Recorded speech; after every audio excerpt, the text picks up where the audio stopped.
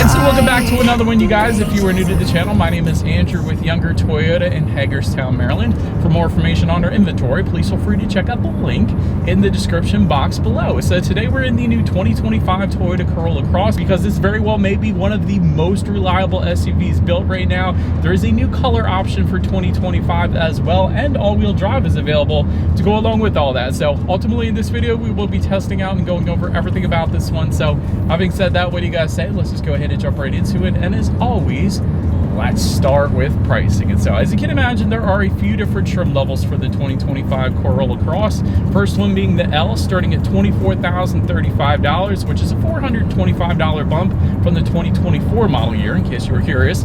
LE for $26,365, and lastly the XLE, being the one we are in today, starting at $28,260. By the way, that was all pricing for the front wheel drive configuration. If you wanted to add all-wheel drive, you can do that. Simply add $1,300 then to any of those prices. But regardless of the trim level that you go with, the power plant on the Corolla Cross is going to be the same. Powering this one is a 2-liter naturally aspirated inline 4-cylinder, which by the way is the same engine as the Corolla, in case you were curious, putting out 169 horsepower at 6,600 RPM, 151 pound-feet of torque coming in at 4,400 RPM. That power being sent to the front wheels or all wheels through a CVT. 0 to 60 time coming in at approximately 9.3 seconds, with MPG numbers coming in at 31 in the city, 33 on the highway for the front wheel drive, 29 city, 31 then on the highway for the all-wheel drive, taking regular unleaded fuel. And so now having got all of that out of the way, what do you guys say? Let's go ahead and find a straightaway. Let's put the acceleration here to the test, and let's see how quickly we can get our new 2025 Toyota Corolla Cross here up to speed. All right, looks like we got our straightaway, actually just like merging onto the highway here. Let's go. It's an uphill climb. All right, you can tell it's a CVT, I'll say that. Not the quickest thing in the world, but it's one of those things that the more you drive a vehicle, the more you get used to it. It's kind of like what a Camaro owner says or a 370Z owner says about the rear visibility.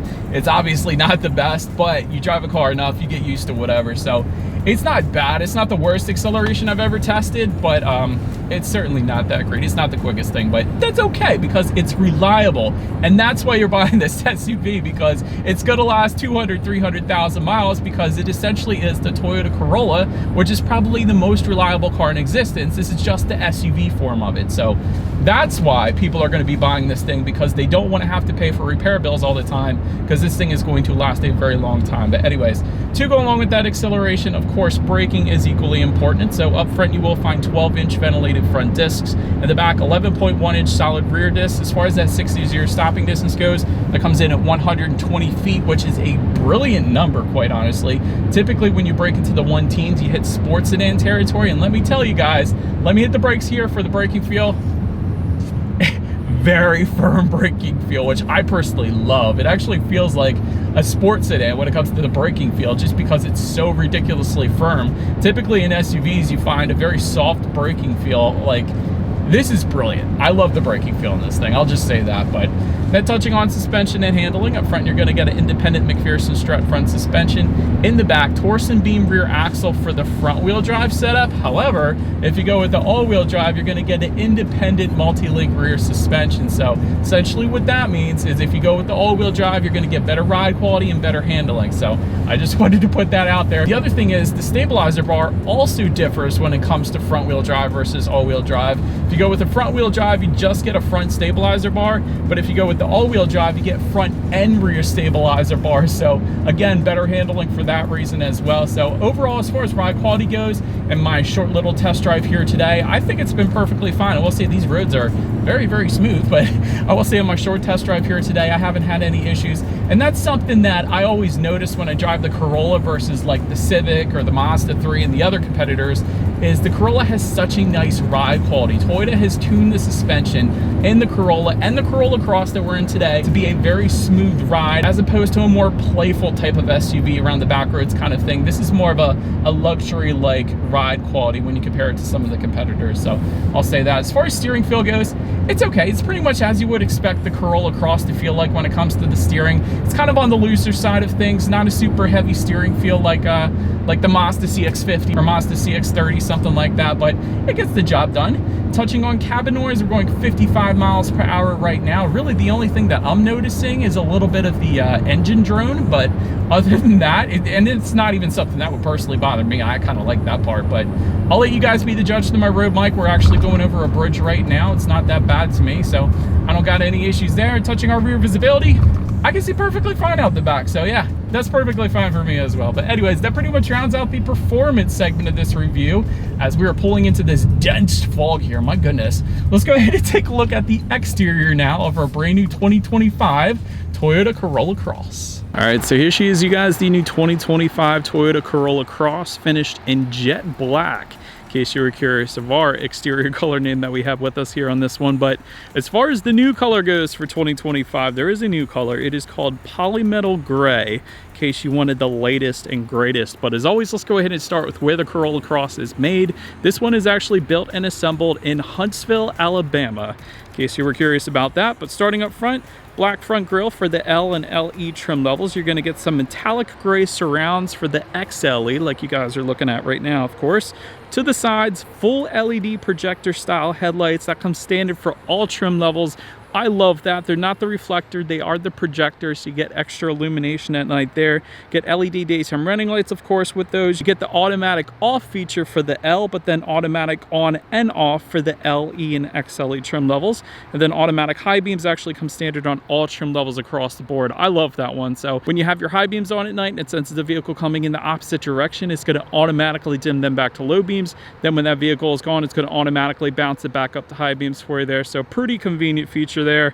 And then to the bottom there, you guys can see there's LED fog lights. That's actually only going to come on the XLE trim level, so that's what you guys are seeing them right now. But anyways, that pretty much rounds out the front end. I think it looks good. Let me know what you think in the comments, but let's go ahead and swing around to the side. All right, so now since we are around to the side of the Corolla Cross, let's go ahead and start up top there. Black roof rails for the LE and XLE trim levels. Rear privacy glass for all trim levels though. You're gonna get silver or gloss black floating roof line towards the back. Since we have the XLE, we got the silver. Otherwise you would get the gloss black. The other cool thing I wanted to show you guys is you do have Corolla Cross kind of etched into that floating roof line as well.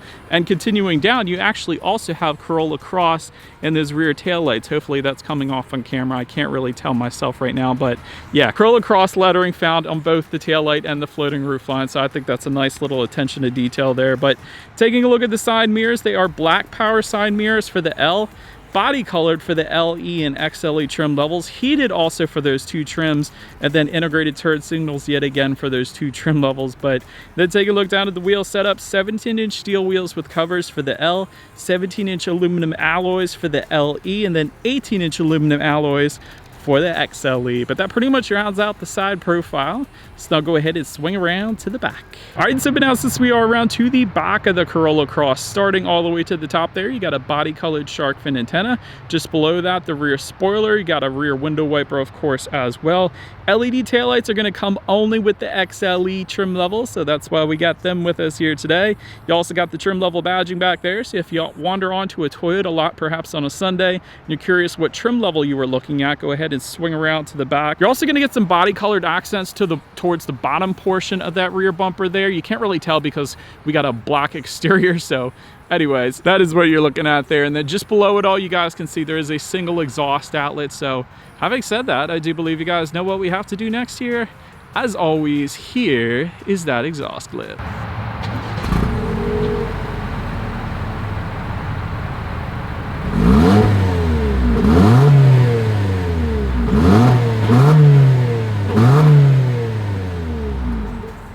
Alright, so now since we are around to the back of the Corolla Cross here, when it comes to opening that rear tailgate, it is actually a manual tailgate for all trim levels across the board. However, it's not in our case because there's actually an optional convenience package, and that gives you a power tailgate. We have that package. It also adds a power moonroof. We'll get more into that later, but that's pretty cool. So there's a button on the key fob. There's a rubberized button on the tailgate itself as well to open and close it. But once opened up, cargo capacity comes in at 26.5 cubic feet. If that was not enough space, there's a 60-40 split, meaning the rear seats do fold down for quite a bit of extra space then if you needed it. You get LED cargo lighting back there. You gotta love that. That typically doesn't come in the cargo area. Cargo cover for the XLE trim level. It's gonna be optional on the LE if you wanted it. Grocery bag hooks back there. You got some chrome plated tie down anchors as well. Then if you were to lift up underneath of that cargo floor, you will find a spare tire with a little bit of in-floor storage surrounding it. That's probably the best setup you could possibly get back there. But then making our way up to the rear legroom, that is going to come in at 32 inches even, so not a ton of space on paper, but for reference, I'm an even 6 feet tall. This is how much space I have back there. You do have rear ventilation though for all trim levels across the board. I love that because you don't get that in the Corolla. Dual rear USB charging ports for the LE and XLE trim levels. Got a rear center armrest with cup holders for the XLE trim level only. So rear passengers have it plenty fine back there, but let's go ahead and make our way up to the front seats. Manually adjustable cloth seating for the L and LE trim levels. You get a 10-way power driver seat with power lumbar for the XLE, Softex upholstery for the XLE as well. And the XLE is also going to give you heated front seats, which is located, those buttons are located just in front of the shifter. So that was definitely nice. So overall, as far as seat comfort goes, it was plenty fine. I didn't have any issues last year with the cloth seats either. So either way you go, you'll be fine there.